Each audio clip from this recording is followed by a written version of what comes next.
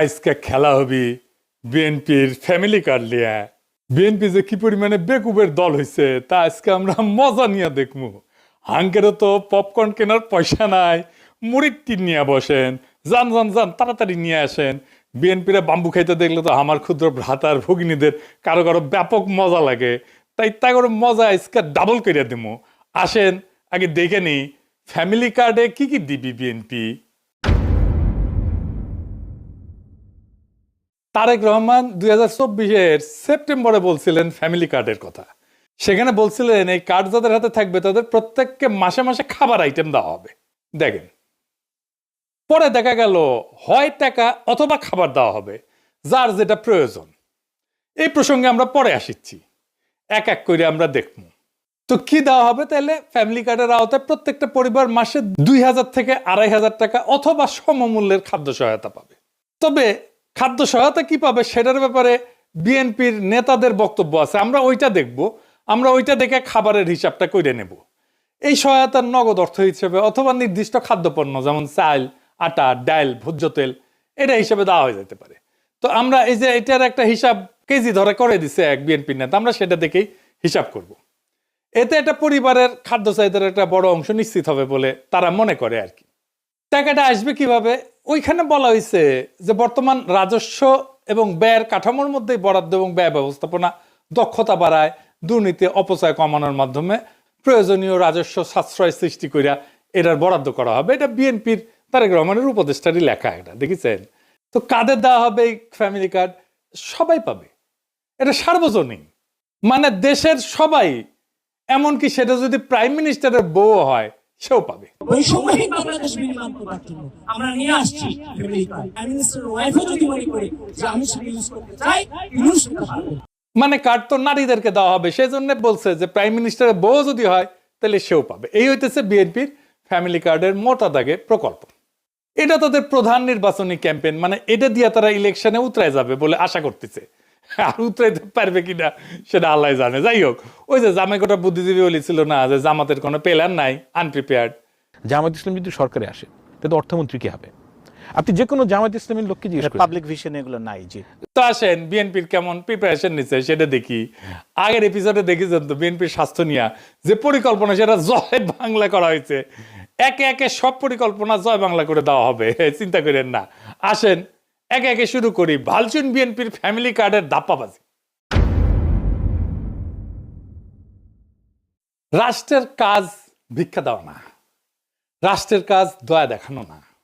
রাষ্ট্রের কাজ হইল যারা পড়ে যাইতেছে, পিছায় পড়তেছে, যারা সুবিধা বঞ্চিত, যারা দুর্বল, তাদেরকে টেনে ধরা, তাদেরকে বাঁচানো। এটার নামই হইতেছে সামাজিক সুরক্ষা বলয়, ইংরেজিতে কয় সোশ্যাল সেফটি নেট। ফ্যামিলি কার্ডে বলা হয়েছে সব পরিবারকে প্রত্যেক মাসে সমান টাকা দেওয়া হবে।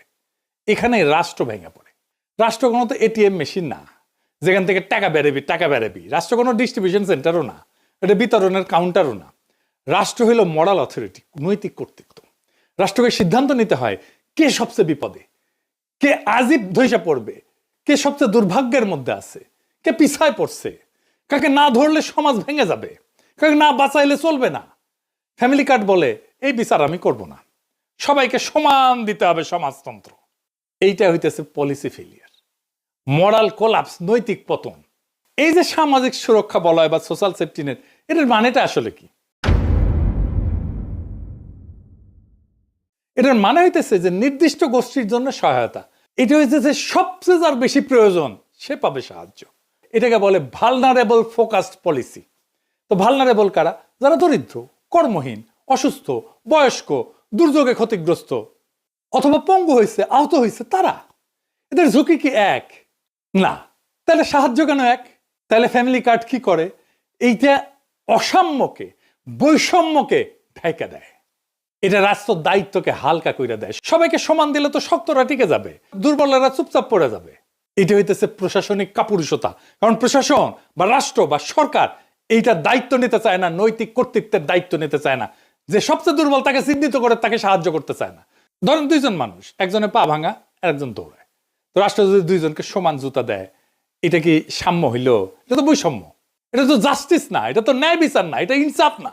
এই যে তিনজন দেখেন, এই ছবিটা দেখেন, এই বিখ্যাত ছবি আপনারা দেখছেন, এই তিনজন খেলা দেখিচ্ছে, তাই না? তিনজনের পায়ের নিচে একই সমানের বাক্স দিলে তৃতীয় জন খেলা দেখতে পারবে না। প্রথম জনের পায়ের নিচে তো বাক্সের দরকার ছিল না, ছিল কি, ও তো এমনি দেখতে পাচ্ছে। আর তৃতীয় জনের পায়ের নিচে মানে বাচ্চাটার পায়ের নিচে দুইটা বাক্স দরকার ছিল, এটাই জাস্টিস। দ্বিতীয় জনের পায়ের নিচে একটা বাক্স, এটাই জাস্টিস, এটাই রাষ্ট্র করে। ফ্যামিলি কার্ড ঠিক এই অন্যায়টাই করে, তিনজনের পায়ের নিচে সমান বাক্স দিছে। তাইলে এই ফ্যামিলি কার্ড চালু হইলে যারা সবচেয়ে দুর্দশাগ্রস্ত, যাদের সবচেয়ে জরুরি প্রয়োজন, সেই মানুষ অদৃশ্য হয়ে যাবে। তারা কাগজে থাকবে, বাজেটে থাকবে, কিন্তু বাস্তবে থাকবে না। টাকা সবার মধ্যে সমানভাবে ছড়ায় পড়বে। তাহলে টাকার প্রভাব শূন্য হয়ে যাবে। টাকা তাহলে কাকে সাহায্য করতেছে? এই যে পুঁজিবাদী সমাজের তো সমস্যা হচ্ছে যে টাকা মাঝে মাঝে কিছু সেন্টারে জমা হয়ে যায়, কনসেন্ট্রেটেড হয়, কেন্দ্রীভূত হয়ে যায় কিছু মানুষের হাতে। সেটা যেন রিডিস্ট্রিবিউট করতে, পুনর্বন্টন করতে হয়, রিডিস্ট্রিবিউট করতে হয়।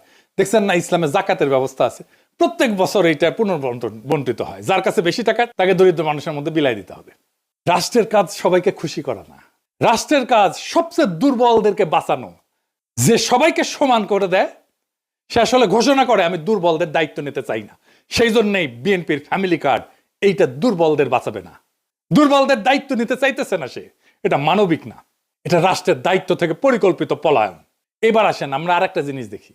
বিএনপি বলতেছে যে বাসার কর্ত্রী বা head of the house hold নারী, তাকে দেওয়া হবে। Head of the house hold বলতে কি বুঝাইতেছে? মানে পরিবারের গৃহকর্ত্রী আর কি, এই নারীর নামে। ইংরেজিতে লিখছে woman head of house hold. এখানে প্রথম সমস্যা হইতেছে পরিবারের সংজ্ঞা কি, কে এটা সংজ্ঞায়িত করবে? আমাদের সমাজে যৌথ পরিবার আছে এবং ছোট পরিবার আছে, যেটাকে নিউক্লিয়ার পরিবার বলা হয়, একই সাথে চলে। যে নারী, সে নারী তো কারো মা, সে একই সাথে কারো মেয়ে, কারো স্ত্রী, কারো শাশুড়ি, কারো পুত্রবধূ, কারো বোন। তাকে কোন পরিবারের অন্তর্ভুক্ত করা হবে? পরিবারের কোনো সংজ্ঞা বানানো তো সম্ভব না। এটা একটা ইমোশনাল অ্যাটাচমেন্ট। একটা পরিবারে কে কে থাকবে, কোন কোন সম্পর্ক থাকবে, কতদূর রক্ত সম্পর্ক পর্যন্ত পরিবারের ভিতরে থাকবে, তো এসব তো রাষ্ট্র বা সরকারি আমলারা এটা সংজ্ঞায়িত করে দিতে পারে না, বলে দিতে পারে না, ডিকটেট করে দিতে পারে না। এক এক পরিবার এক এক রকম হবে। দেখবেন কোন পরিবারে শাশুড়ি আছে, কোন পরিবারে মা আছে, কোন পরিবারে ভাই আছে, কোন পরিবারে বোন আছে। এই একটা ইস্যুতে তো ব্যাপক কারচুপি, দুর্নীতি হবে। একটা পরিবারের সব মেয়ে প্রত্যেকের নিজের নামে কার্ড